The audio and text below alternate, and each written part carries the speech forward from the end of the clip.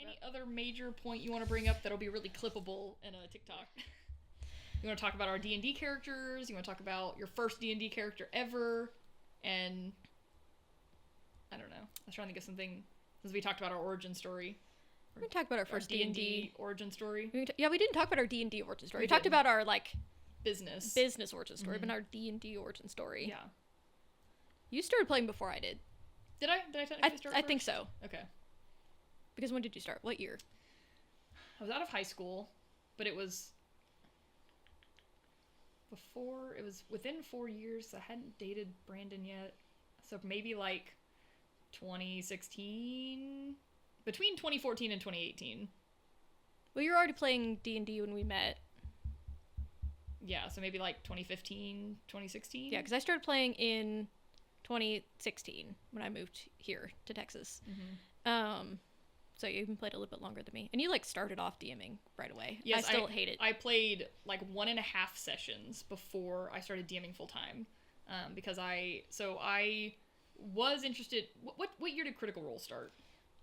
2015? Are they also 2015? I think so, yeah. Yeah, so I had always kind of heard of D&D, but I grew up in a church that was very anti-D&D. There was a guy who became a Satanist, whatever. Satanic Panic still holds over. And so I didn't know anyone who played, but I was kind of interested. And obviously you can't really play by yourself. I didn't know the rules, blah, blah, blah. Eventually I found there was a group of guys in the youth group that were playing at one of their houses. Underground. A secret underground game of D&D. Because the guy who was DMing, his dad had played D&D in the 80s and had a bunch of, old books and minis and stuff. So he was pro D&D. And so I found out they were playing and I was like, hey, can I join? I was already friends with these guys, so it wasn't super weird, but I was like, I kind of am interested in this D&D thing. Can I come join? And so they let me play in their game, and that's I was very much I have no idea what's happening. What am I allowed to do? All this stuff. I would love to revisit the character that I played. Her name was Reen Nightwalker something. Prostitute? I feel like it was Night something. I don't remember. She was a paladin. And I had a 20 charisma and a 20 strength. I don't know how we rolled. You played stats. a paladin as your first character? Yes. That's complicated. I know. And we were level 1, I'm pretty sure. Not that complicated. So not that complicated. Yeah. I couldn't do anything. But I was really hot and really strong.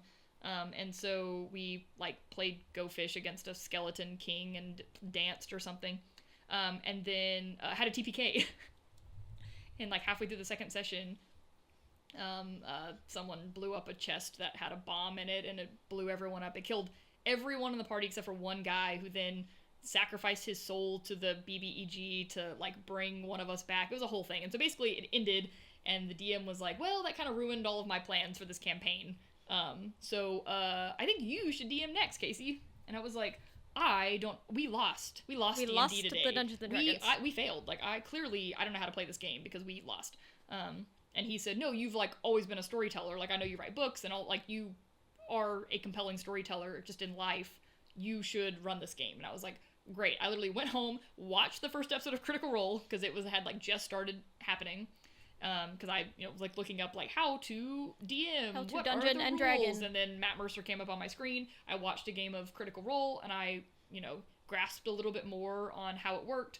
I ran a game for those same guys, and so since they all knew D&D more than me, they helped me a lot on the rules. I kind of told the story, and then when it was they'd be like, you should make him roll a perception check, and I'm like, great, roll a perception check. What do those things mean? And we played a couple of random games, and then we would take 6 months off. We'd come back, there'd be 2 or 3 more people that were interested in joining. We'd play another couple of games, and we kind of just did that on and off for several years, probably 4 or 5 years before we met, and then we started the real campaign that I started DMing, which was a one-shot that we started. Yeah, that we were cats. Why were we cats? Why were we cats, Camber? We played Cats in Catacombs, the one-shot where you are all cats and you fight the Necromancer and the Radicalism.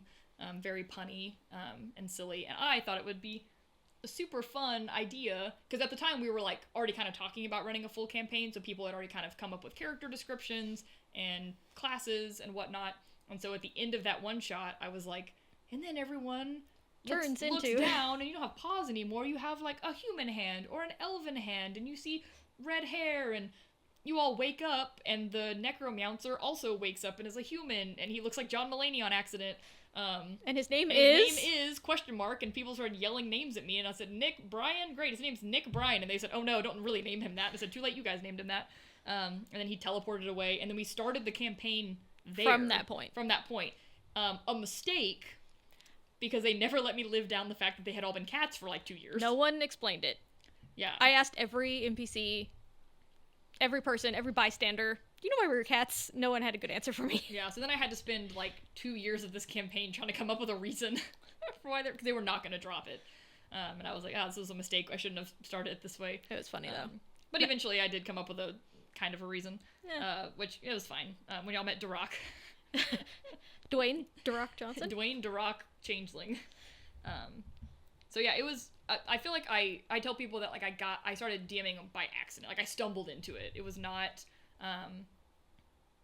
probably not most people's, like, most people don't start DMing. They probably have played for a decent amount of time before they just jump right in it, but I feel like it's kind of a testament to DMing is not as hard as people make it out to be, especially if you play with people who know how to play. Yeah. Like, if people at your table understand the rules, then you don't have to know every rule, and I still don't know every rule in the handbook. It's fine. I've been DMing for 10 years. It doesn't really matter. So, but as long as the other people kind of have a grasp on what you're supposed to be doing, they'll kind of help coach you through. Like, even my 9-year-old niece just ran a My Little Pony game. Pony. Adorable. Like, in the last couple weeks. She did fantastic at it. She read through the book. I sat with her as like her co-DM in case she had questions on how the system worked, or how to. She was like using a module. So it's like, if she can do it, anyone can pick up a module and run a game, or just make it all up in your brain the whole time, which is what I recommend. So much easier to make it up. It is. My story begins in the year 1989 when I was a child. I heard about D&D so long before I was like into really any other nerd subculture stuff. I was always a big fantasy nerd, like started reading at a really young age and picked up books that I should not have been reading at that young. Because they were like long and and convoluted and had elves and stuff in them. Like, ooh, fun. And then I had heard about it. I don't remember where I heard about it the first time, but I was like, I want to do this. But in the 90s, early 2000s, the internet barely exists. I don't know where to play D&D, and I'm a child. And then I joined the military, and Magic the Gathering is really big in the military, guys. In case you didn't know, we have a lot of free time and income that we just spend on stupid stuff. So my husband and I started playing Magic the Gathering, and we got really into it, and we became friends with guys at a like card shop, sold mostly Magic cards. And they had a D&D game, and I was like, oh, you know what? I've always wanted to do this. Like, it sounds so fun. And then I was like, hey, guys, can I join your D&D game? And they're like, actually, it's kind of a serious game, and you don't know how to play, so no. And I was like, all right, cool. And then didn't think about it for, like, 4 years. It was like, don't be like that. Obviously, I'm not allowed to play D&D, because If you don't know how to play it, you never get to play. Yeah, you never get to play. You never get to learn. Don't ever play. Sorry. You're not allowed to play D&D. Suck, I guess. And then when I moved here and I started cosplaying, I realized, like, oh, now I'm friends with all these nerds. I bet some of these nerds... Surely some of these nerds play D&D. And guess what? Some of them did. And I started playing D&D with them. And that turned into the people that we were at the Critical Role meetup with the first time at Scarborough. And then that snowballed into this. And I still don't DM. I don't want to. I like playing uncharismatic, stupid characters because I want to turn my brain off and just be hot and dumb. That's all I want to do. I like both. I really like DMing, and I also really like being I think I could be a player forever, but I don't think I could be a DM forever.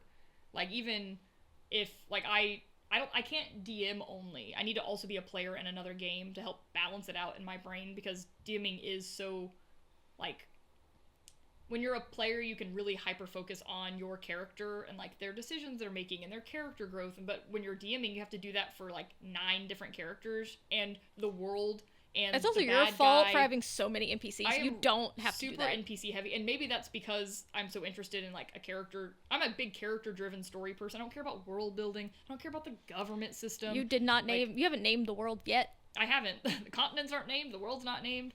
And there's a whole novel. That doesn't matter, because the characters are what drives the story. The characters are the important part. You can describe to me the coolest world you've ever been to, but where is the camera pointing? It has to be pointing at someone, or else it's a nature documentary, and that's not entertaining to watch forever.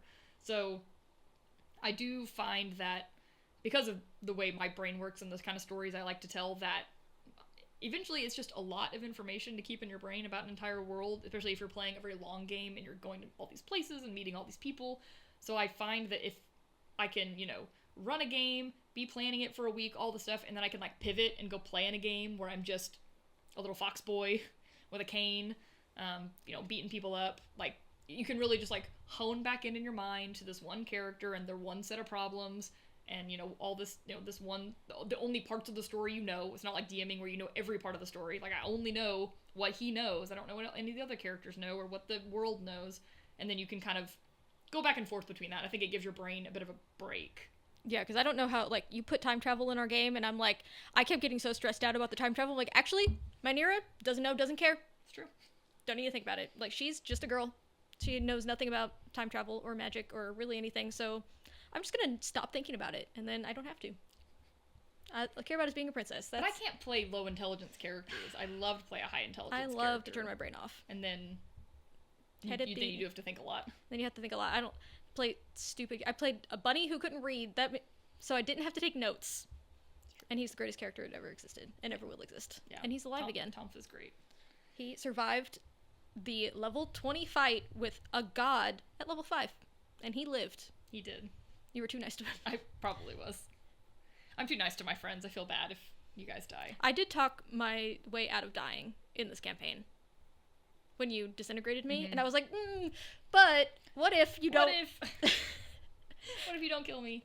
Which is why I think it was with you that I talked about doing like a horror one-shot. Yeah, where it's like we know...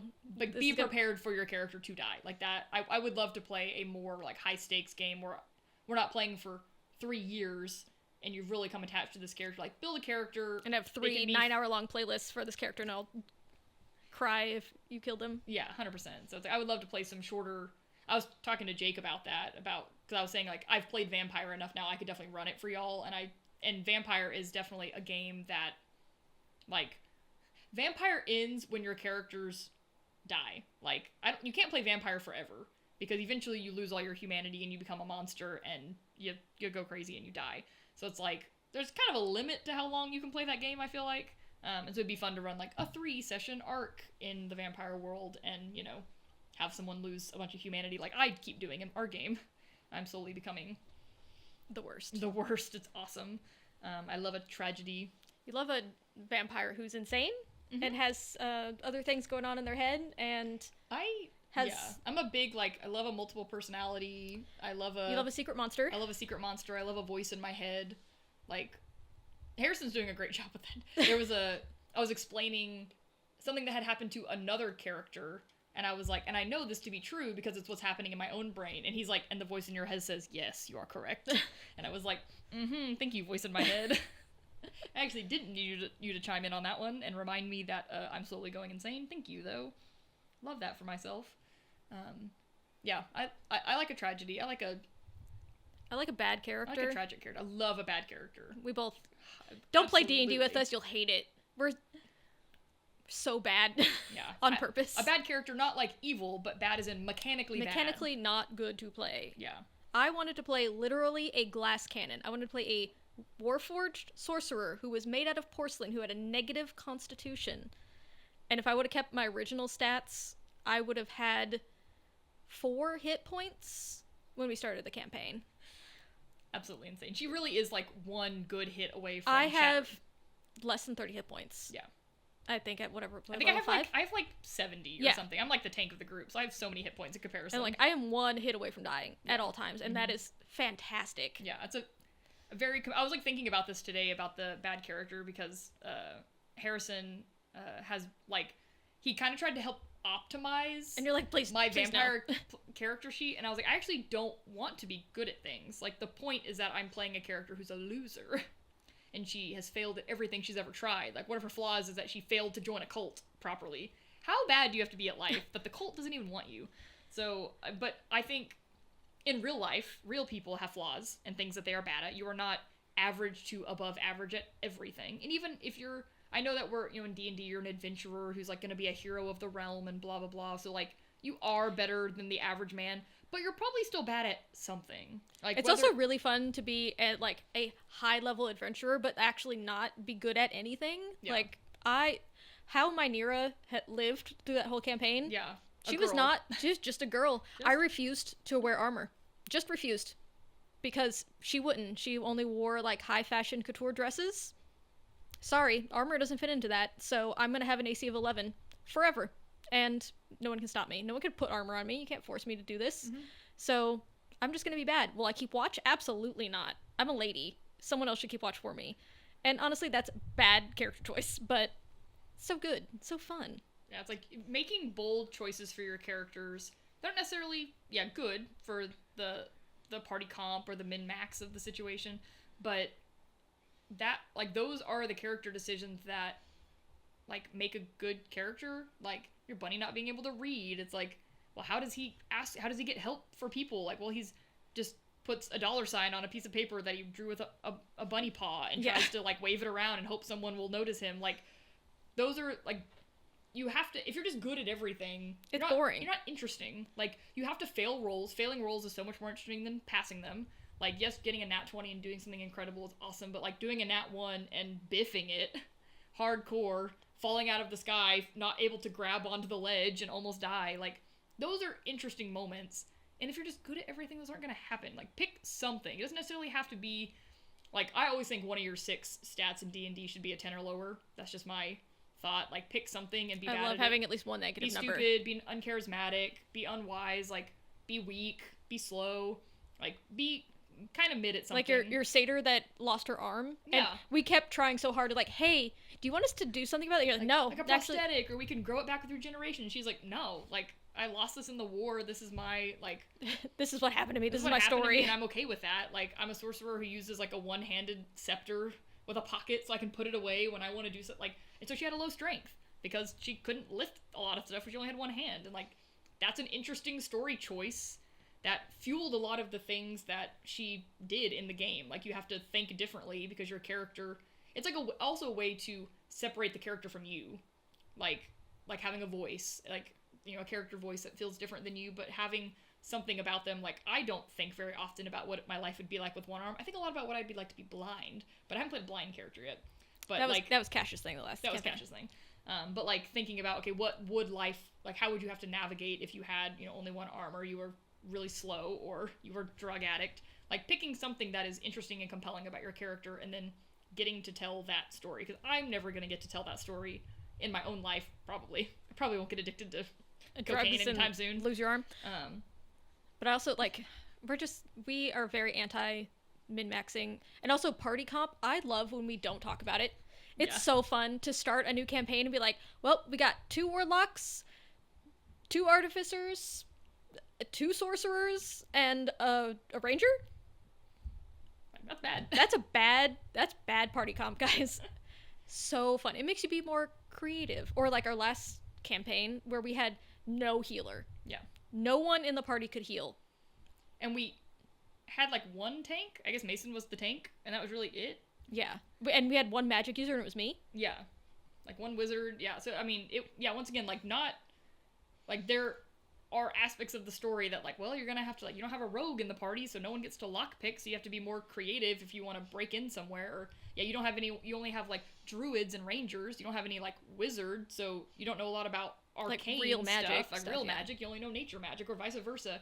And so it does force you to be creative and kind of think outside of the box, because you can't just be like, well, call upon the one person in the party who has that skill and the one guy in the party that has that skill.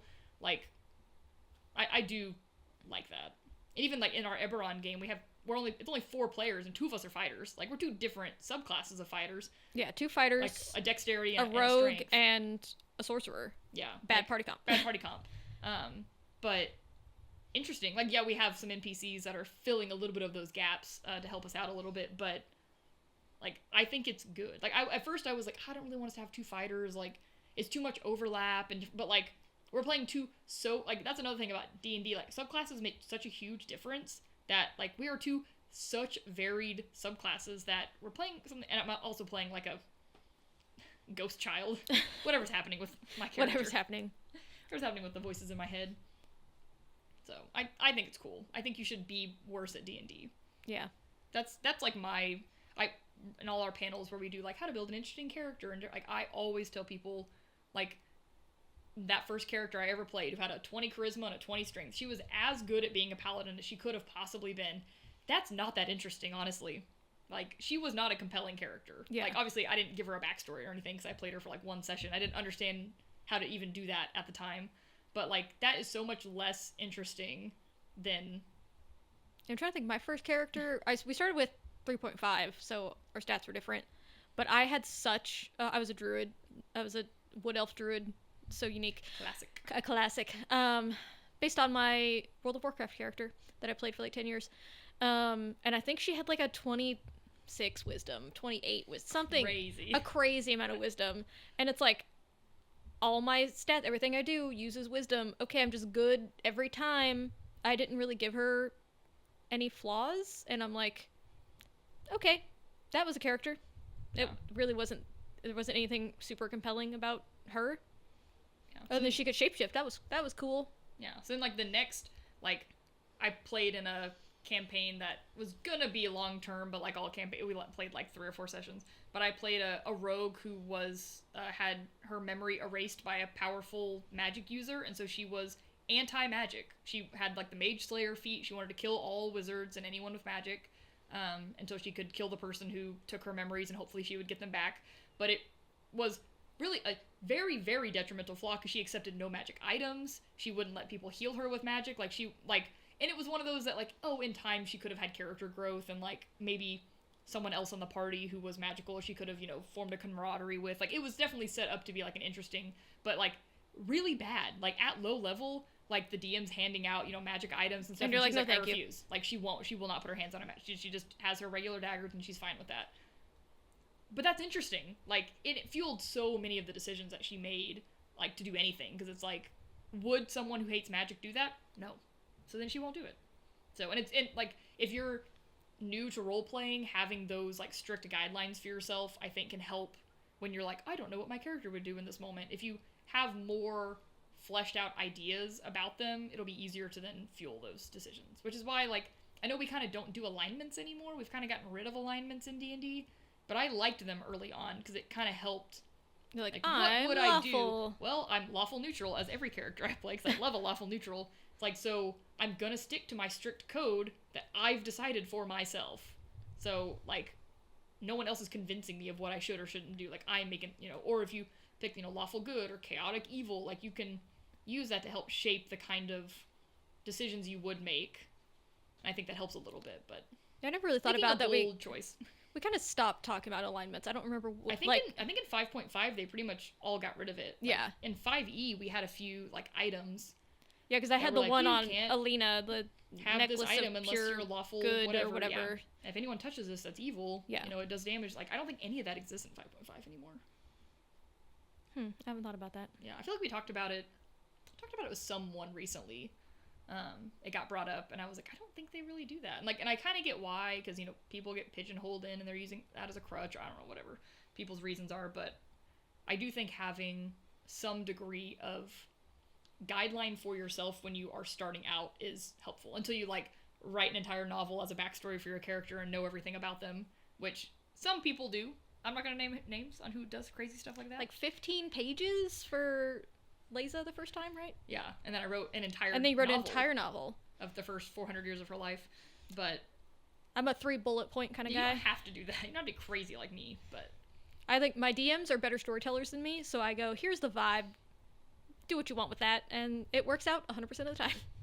Yeah, I do enjoy that. I like a 15-page backstory. I also like a 3 bullet point backstory as a DM. Like, I don't actually care about a lot of these details, so whatever you think is cool is probably better than what I would have come up with. So yeah, make worse characters, make bold character choices, not only on your backstory of your character, but then in game, be willing to, you know, make a bold decision, even if it's not the best decision. Now I know you get, like, you know, Marisha gets a lot of grief for characters like Keyleth and Bo, like, making bad decisions, but are those not the decisions we remember about the game? Are those not the most interesting moments that happened?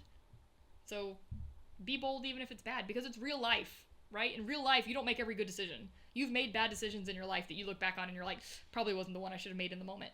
Your D&D characters are going to do that too. Like, you're going to put yourself in situations that you look back on and you go, probably should have done that in that moment. That was dumb. But, you know. It's fun. It do be where we are now. But also, don't screw over your fellow players when they plan the final fight for 4 real-life hours, and then you go, I'm bored now, and then ruin it, Mason. That did happen. I still haven't forgiven you. That did happen one time. You'll never listen to this, Mason. He won't. You won't. You're too busy being a cool makeup artist person. Yeah.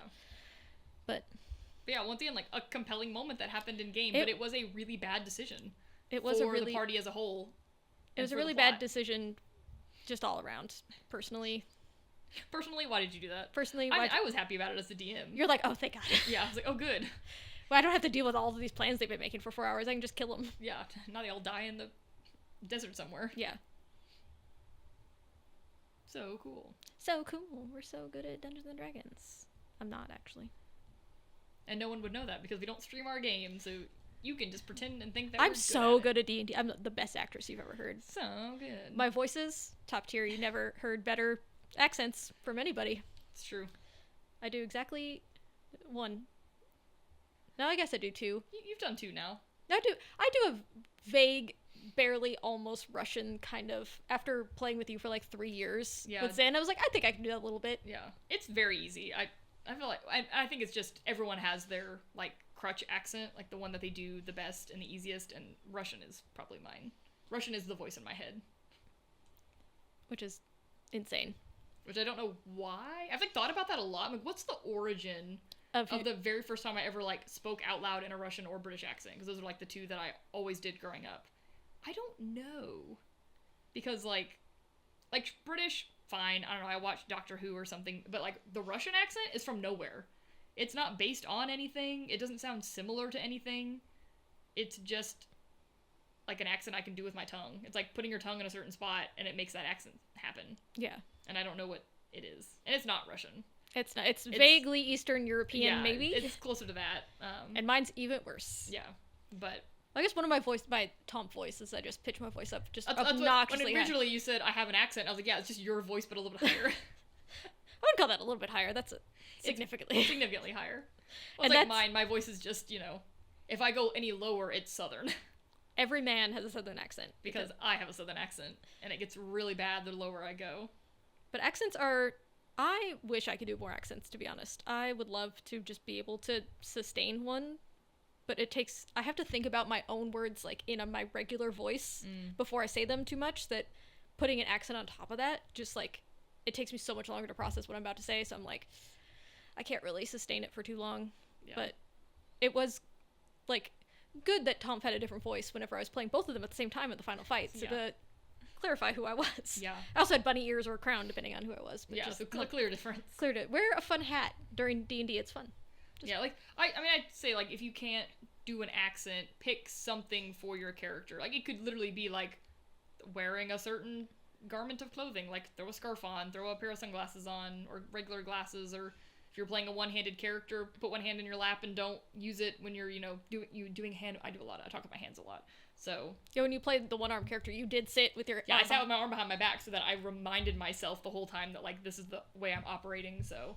And I try to, like with River, like, he, like, has a limp and he walks with a cane. It's, like, trying to remember in my mind when we're going places and doing things, like, things are inconvenient for... Or, like, even playing Asha, like, a character with prosthetic legs, like, things are inconvenient for her and for him because they have, these disabilities, and just, like, reminding yourself and putting yourself in that mode to be those characters. I originally was gonna do, like, a real voice for Mynera, or at least not really an accent, but, like, I have a lot of, Southern California vocal fry, and I was gonna just, like, kill that. Really lean into that, yeah. And, no, I was gonna kill it. I was gonna no vocal fry. I was gonna be, like, crisp. I was gonna, like, really try to do, like, a more proper but without an accent, and then I just evolved really quick. Like that time that I did the Speedy RPG voiceover, and you were like, who's speaking? It's like you without an accent. That jump scared me so bad when I heard it. I was like, I don't know who this is. This is not you. Yeah. Apparently I have a telemarketer voice that...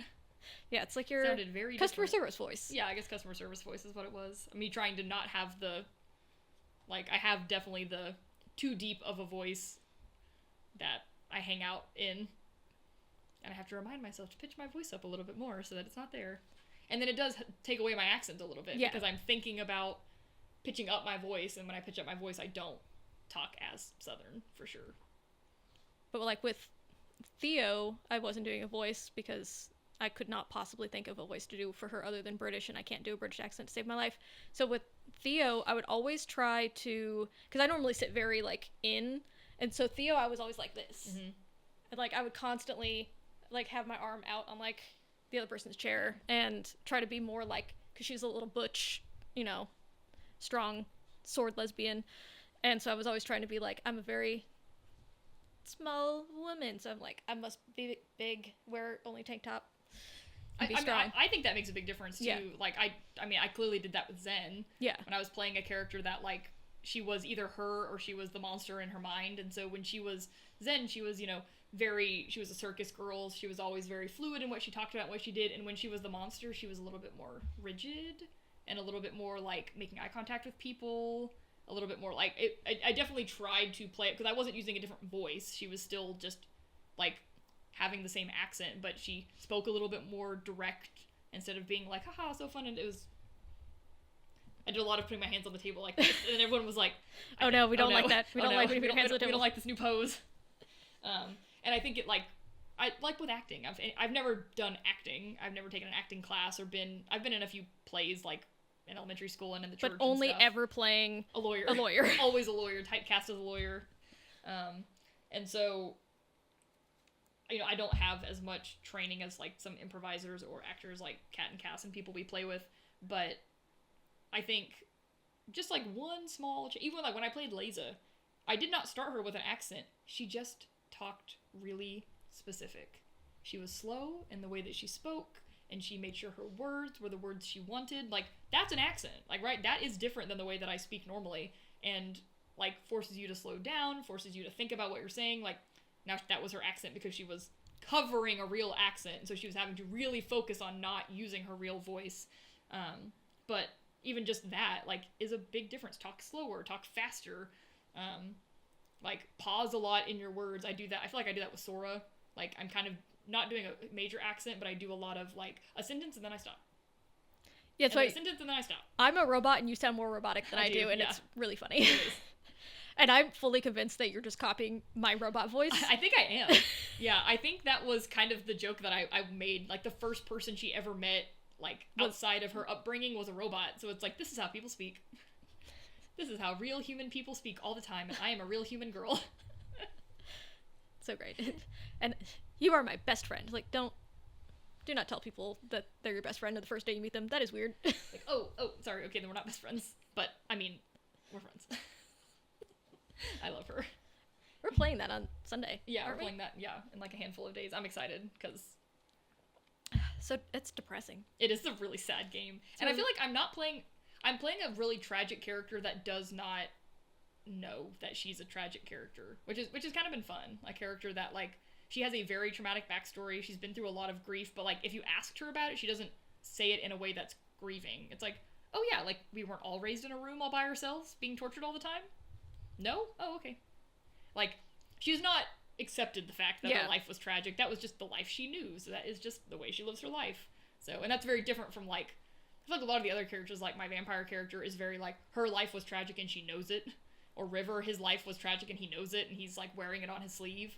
So it's fun to play both sides of that, because I'm gonna play a tragic character, let's be honest. Yeah, it's no fun. No happy characters in this world. Yeah, I mean, if you're emotionally stable and happy, you're not an adventurer, because why would you be? Like, why would you leave your loving wife and child? Yeah, like, that's crazy. Yeah, like, that makes you a bad person. That's chaotic evil right there. Yeah, but, like, in that campaign with, like, Amari, she is traumatized from what happened. Literally every person she's ever known and ever met is dead, but she's like, oh, these children, they had real lives and real families and real people, so I can't be traumatized because I have to let them be traumatized, and I can't be sad because their lives are also sad. Yeah, their lives are worse because they're real people and I'm a robot, so therefore I'm not allowed to have emotions, and that's how that works. That's how that works, and that says a lot about how my brain works, and I should go to therapy. We're doing that in D&D. Yeah. D&D is therapy. You don't need more therapy. Just play more games of D&D. Make more characters, learn more about yourself. Learn about your friends. Learn about some weird quirks they have. You're like, have you ever talked to anyone about that before? Because that's not normal. You should. Let's talk about that some more. Like, oh, no, that's fine. Yeah, the Brennan quote where he's like, no, I made Evan, like, he's only he has to be useful. He has to be useful to people. And it's like, no, that's just how people are. I didn't give him that as a character flaw. Like, that's just, all people are like that, right? Wait. I didn't do that. Yeah. I love... Like, you definitely put things in your characters that you circle back to and you're like, why did I make that decision? Did I? Okay. Yeah, that was a bold move that, like, came from nowhere except for inside of my own heart and soul. So clearly... Yeah. Like, when I realized that my Nira had abandonment trauma, like... I wasn't like, she's a princess, she doesn't really care about a lot of stuff, she just, like, wants to be cute and have a good time, and I'm like, oh no, I gave her, like, really deep-seated mommy issues, and that came directly from me, and that's nothing but my personal trauma, but she has it too now. Yeah, and then I created your mom in-game on accident. A woman you have never met because she has been dead longer than I've known you. Yep. And I'm like, somehow you perfectly embodied my mother, and then gave my character my mother's disability. And I was like, I don't know how you did that, but that's wild, dude. You can't make up D&D. As in, I couldn't have written a script more compelling than the game of D&D as it happened, because things like that happen all the time if you're playing a good game of D&D. Where we accidentally make the exact same character, or exact narrative foils of each other, without talking about it. Yeah. Which is so fun. Yeah. That's even, like, happening with Cass and I in Vampire. Like, Harrison made the statement, like, oh, the two of you, like, could never end up together because your characters are so vastly different. And I, like, made eye contact with Cass, and I was like, our characters are exactly the same. Like, we don't even know that much about each other yet, but I know we're both in that same mode of, like, hating ourselves and, like, regretting our past. Like, I know for a fact we're basically the same person in different fonts. We're just handling it very differently. So, and you know, it's, like, the kind of character you pick to play says a lot about you, and the way, like, the kind of story you like to, like, I love to tell a story about redemption. I want a character to, like, go from, you know, whatever tragic thing that they had to do or something that happened to them, and they're able to overcome it in the end. Like, I specifically said I'm not doing that with my vampire character, and the more I've thought about it, the more I'm like... She doesn't know how to stop. I think I did it just a little bit. Because that's just, I mean, and that's the story I like to tell, and I don't think there's anything wrong with that. Like, there's nothing wrong with knowing the kind of character you want and the kind of story you want. Now, you're not guaranteed that story because it's D&D and the dice fall, and sometimes bad things happen, you die early, or something changes the trajectory of your character, which is also compelling and interesting. But yeah, like, I created my Nira to be, like, a princess on the run, and everyone was looking for her, but she was just like, I don't care if they're looking for me, let them look for me. And then no one ever looked for me, and I realized, oh no, that's so sad. That's way worse. The whole campaign, no one ever looked for me. Not once. My family never reached out. I was just blatantly still being the lost princess and telling everyone who I was. No one looked for me once, and I was like, that's the saddest possible thing I could ever think of. And I'm like, that is so good. And it became like a thing where it's like she can't leave her party because she doesn't have anyone else. So it's like she can't go back home. And she didn't want to be there. She didn't want to save the world. She didn't give a shit about the world. Like, she's just like, I don't care about the moon or whatever. It's fine. And then it's like, but I don't have anywhere else to go. Yeah. So I'm like, these people are protecting me, and they care about me, and if I leave, then I'm just by myself. That sucks. Yeah. So I'm like, well, that was a choice I didn't make on purpose, and it's really sad. Yeah. It kind of came from just the way the story fell, where I wasn't really the princess. Yeah. And then actually no one cared that I was missing, because I wasn't actually useful, and that is the worst thing you can tell me. Don't tell me I'm not useful. I really just connect with Brennan in that moment with Evan. With Evan, yeah. And I'm like, oh, yeah, I do that. I do that a lot. Yeah. I mean, that is the vampire character I'm playing. That was my point for Nikki, was like, she has tried so hard in her life to be good at things, like, just at anything, and she has failed so many times that now, like, she's reached a point where she's like, well, no one really cares. Like, if I'm by myself, no one's dependent on me. It's just me. Like, I'm failing and letting down myself. It's not that big of a deal. And now she is, like, obligated to these other people in this group, and she like they have to succeed as a group. So every time she fails, she's like, I'm dragging everyone down with me. So she like it's been reawakened in her that she's a failure. When you're a failure by yourself and you're just, living on the streets, whatever she was doing, it's not that big of a deal. You can like talk it out with but it's like now everything that happens feels tenfold, where she's like, I swear I'm trying. I swear I'm not trying to be a failure all the time. I just am. And I mean, I'm playing a character with like twice as many flaws as everyone else. Like I specifically built her to like, she's hated by everyone because she's broken a bunch of rules and like all these things. Like she is the most tragic character I've ever played for sure. And I'm loving it. It's so much fun just to really be bad at everything. Like I'm telling you, you should play a bad character.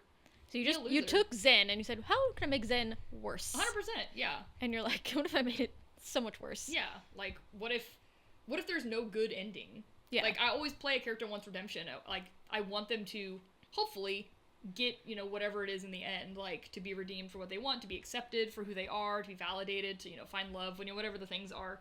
But like she's kind of built where there is no good ending, because I mean that it's kind of also the tragedy of vampire is like you're gonna still be a vampire in the end. Like you're always combating between the beast inside of you and your own humanity, and you can't fix that. All you can do is like continue to ride the line forever in the middle. And so it's like even if every good thing panned out in the end, you're still a monster in the end. So like you never really get a win. So the goal for her is that she descends all the way, loses all her humanity, and then someone just kills her, and someone has to kill her because she becomes the beast. I think that is because I think it's an interesting story to tell, to constantly be fighting for your own humanity and just getting it knocked down every Not time. everyone wins. You don't always win D&D. Yeah, I think it's cool to lose D&D. I hope I get to lose vampire. Well, you're about to be kidnapped and do something else. Yeah, I don't know what's gonna happen to me, so You gotta disappear for a month, IRL. yeah, that's what happens. But we have been recording for 2 hours. Yeah, that's probably enough. We can, That's at least we can divide this into some 2, 3, 7 videos that we can do. Yeah, we can divide this up. We won't have to. We should have done a costume change halfway through so that I could pretend like it was 2 different videos. I almost joked. I almost was like, we just record like for 5 hours and we just change outfits every hour, so they think we did this over the course of many days. It's fine. I think that's what they do in like Dimension 20, because they film for multiple sure. in one day and they Yeah. just change outfits halfway Well, I thought through. of that with like Rhett and Link. Like they do a good mythical morning every single morning. No, they don't. No, they they film like 10 of those in a day. Yeah. And then do that like every week, so that they have a backlog of however many, because they're not that long of episodes, so they definitely do a whole bunch of those in a day. So, and we'll, this can be like 4 30-minute episodes. I'll have to figure out where to cut them. And then Do you do need like to say some stuff that we like insert in between bits? And now our segment, make bad characters. Doodle doodle doodle doodle doodle doodle. And then a graphic here. Ah. Oh, I forget we're on camera still, because I can't see myself. So Yeah, I know. So I keep just staring at you, and I'm like, Yeah, oh yeah, there's I'm a like, camera oh, yeah. over there. And then finding one screenshot where one of us doesn't look horrific. Because We'll we're see. both bad talkers. We should just take a photo no, it's where we funnier. go It's like, and now there's a photo of that. it's gonna be really bad anyway. It's more fun to do. Oh, I rolled an 18. Oh, nice. No one will ever know, No one will ever know. because you can't see it on camera. Thanks for tuning in. We should say an ending to this. We shouldn't just turn off the camera. Bye. If you want to follow us on the internet, 5-Sided Fates, Everywhere. come to FateCon. If you have things you want us to talk about, Send them to me in a DM on join Discord. our Discord, and we'll be taking suggestions to, in the future, roll a d20 and answer stuff about D&D and other aspects That of was our the plan for lives. today, but we talked for 2 hours, so Yeah, we didn't. I kind of really wanted to give an origin of origin like stories. of why you should care about us. I mean, don't, but now you at least know our life stories. Because we're hot. I don't know. That's all I had. Says the low charisma. Hey. I I have, can still be. I have high charisma, so I don't have to say I'm hot. People just know. That's how high charisma works. Not for me. I have to remind people. Oh, okay. I wanted to do like and as we always say, And then just like say something really random. something really random every single time. Now I cannot think of a single random thing to Oh, say. my thought was you can run over pennies on a train track and it's okay. They just get really flat, but you have to duct tape them on there. that was the random thing that jumped into my brain. Oh. Because I'm big into trains. Love trains. And as we always say, she's really into trains. I couldn't do it. And cut it there. Goodbye.